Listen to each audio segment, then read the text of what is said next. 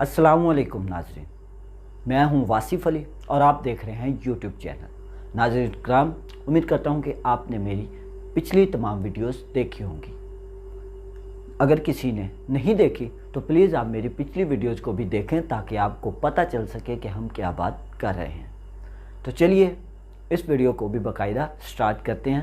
Start کرنے سے پہلے ایک چھوٹی سی ریکویسٹ کہ آپ میرے چینل کو سبسکرائب ضرور کریں تاکہ میری نیو آنے والی ویڈیوز آپ کو بر وقت مل سکے۔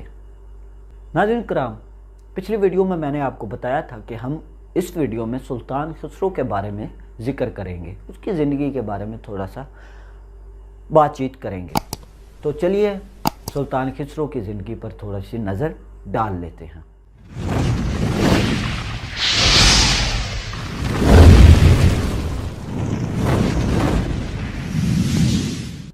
بہرام کا بیٹا غزنی سے روانہ ہونے کے بعد حفاظت سے لاہور پہنچ چکا تھا۔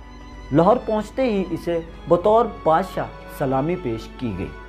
جب الہ الدین غور کی طرف لوٹ گیا تو خسرو اپنی کھوئی ہوئی سلطنت کو بازیاب کرنے کے لیے لاہور سے روانہ ہو گیا، لیکن سلطنت سنجر جس سے اسے مدد کی توقع تھی، اس کے انتقال کے بارے میں اور غزنی پر غیرہ کے ترکمانوں کے حملے کے بارے میں سننے کے بعد اسے مجبوراً واپس لاہور کی طرف آنا پڑا، جہاں اس نے 7 سال تک پرسکون حکومت کی۔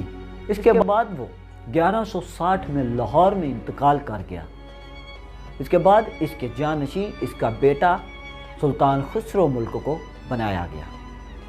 تو چلیے ناظرین، اب ہم سلطان خسرو کے بیٹے کی زندگی پر تھوڑی سی نظر ڈال لیتے ہیں۔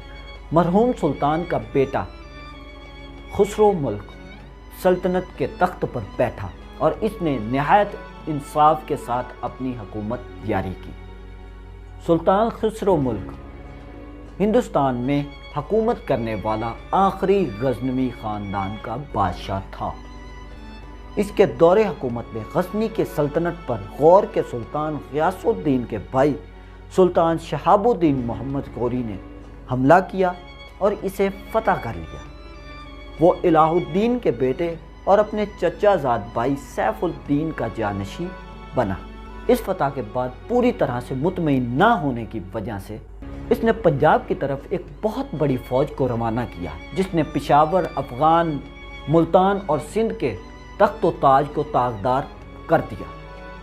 1170 میں اس نے لاہور کا محاصرہ کر لیا، لیکن سلطان خسرو ملک نے اس کو اس طرح سے قلعہ بند کیا ہوا تھا کہ کسی بھی دشمن کا اس پر حملہ کرنا بہت ہی مشکل کام تھا۔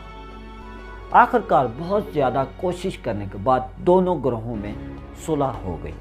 محمد غوری بادشاہ کے 4 سالہ بیٹے ملک شاہ کو یرغمال کے طور پر اپنے ساتھ لے کر وہاں سے روانہ ہو گیا۔ تقریباً 4 سال بعد محمد غوری نے دوبارہ لاہور پر حملہ کیا اور لاہور پر قبضہ کرنے میں کامیاب ہو گیا۔ تقریباً 4 سال بعد محمد غوری نے لاہور پر دوبارہ سے حملہ کیا۔ لاہور پر قبضہ کرنے سے ناکام ہونے کی وجہ سے اس نے کھلے علاقوں میں قتل و غارت کرنا شروع کر دی اور متعدد شہریوں کو قتل بھی کر دیا۔ چنانچہ راوی اور چناب کے درمیانی علاقے کا انتظام کرنے کے لیے سیالکوٹ میں ایک مستحکم چھاونی قائم کرنے کے بعد وہ غزنی کی طرف پلٹ گیا۔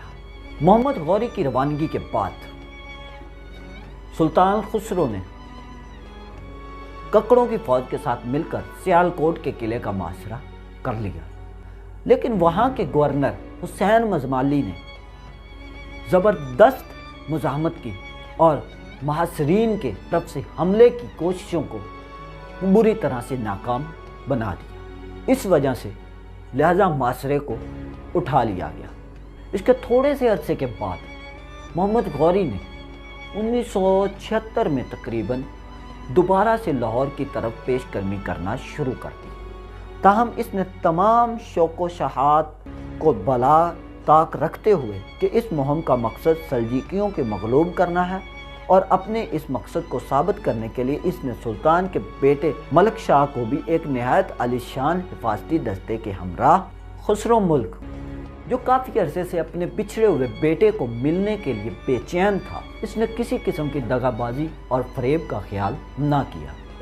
اسے ملنے کے لیے ایک مختصر سی خادموں کی جماعت کے ہمراہ لاہور سے روانہ ہو گیا، لیکن محمد غوری خسرو کی مختصر سی فوج کو پیچھے چھوڑتا ہوا 20,000 گھڑ سواروں کی فوج کے ہمراہ نہایت تیزی سے پہاڑوں کی طرف پلٹا۔ اس نے خسرو کے واپس لاہور جانے کے سارے راستے بند کر دیے اور رات کو جہاں پر خسرو نے پڑاؤ کرنا تھا وہاں کا محاصرہ کر لیا۔ خسرو جب آ کر اس نے اس مقام پر پڑاؤ کیا جہاں پر محمد غوری نے ایک فوج کو تعینات کر رکھا تھا، خسرو نے اپنی نیند پوری کی، لیکن جب صبح ٹائم وہ بیدار ہوا تو اس نے دشمنوں کے ہاتھ اپنے آپ کو قید پایا۔ چنانچہ محمد غوری نے بادشاہ کو حفاظت میں لے کر فوراً لاہور کے قبضے کا مطالبہ کیا۔ شہر کے تمام دروازے کھول دیے گئے اور محمد غوری نے اپنے بھائی سلطان غور کے نام پر بلا مزاحمت پنجاب کے دارالخلافہ کا قبضہ حاصل کر لیا۔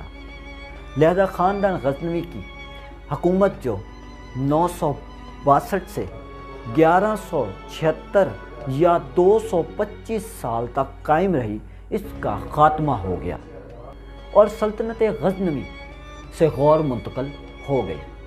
خسرو ملک کو بما اہل خانہ غور روانہ کر دیا گیا۔ غور پہنچنے کے بعد اسے قیدی بنا لیا گیا۔ اسی طرح ناظرین کرام غزنوی خاندان کی سلطنت کا خاتمہ ہو گیا۔ امید کرتا ہوں کہ ناظرین کرام یہ ویڈیوز آپ کے لیے انفارمیٹیو ثابت ہوئی ہوں گی، لہذا میری نیو ویڈیوز دیکھنے کے لیے آپ میرے چینل کو سبسکرائب ضرور کریں، کیونکہ میں ایسی انفارمیٹیو ویڈیوز آپ کے لیے لاتا رہتا ہوں۔ ملتے ہیں کسی نیو ویڈیو میں، تب تک کے لیے اپنا اور اپنے اس چینل کا خیال رکھیں۔ اللہ حافظ۔